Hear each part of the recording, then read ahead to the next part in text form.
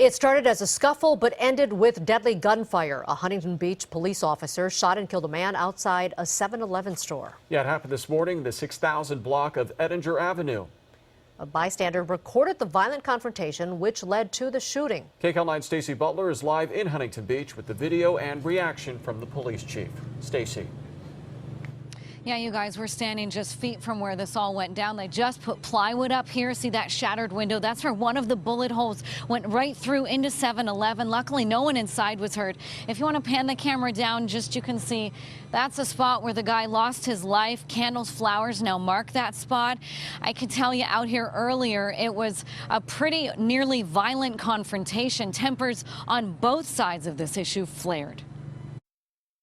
You can see in the video. No, I know. You can see I know he grabbed something out of the belt. Officer has the gun right here. Listen. The kid reaches for the other side. The officer has to know where his gun is. So this guy backs off. Hours after a Huntington Beach police officer shot and killed a young man who wrestled with him outside this 7-Eleven, tempers flared. These cops are killing these kids because they look like they're doing something and they're really not even doing anything. My son was killed by a police officer, so I know. I know how dirty they are. Tonight, the simple act of dropping off flowers for the man who died turned into a shouting match when some accuse police of excessive force and others point to this slow-motion video they say shows the suspect reaching for the officer's belt and grabbing what appears to be the ammunition clip.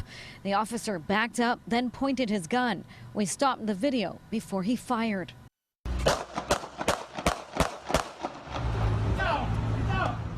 Clearly, this person attacked our police officer, and I don't think that that there's any way an officer is expected to not defend themselves. For the very first time in this beautiful little enclave of Orange County, that little bubble that we used to live under and be oblivious to the rest of the world, that ship sailed. This Huntington Beach local says the officer had no choice. If the cops tell you to do something, you're supposed to follow orders.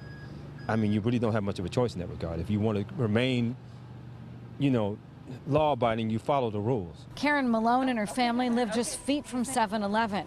It's a little too close to home. It's just so scary to know. In Huntington Beach, and I would never have thought something like this would happen.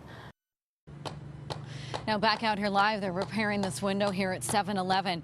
Now the police chief said earlier that the officer lost a number of items from his belt in the struggle.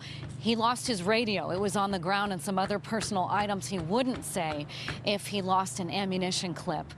This case is now under the investigation of the Orange County Sheriff's Department.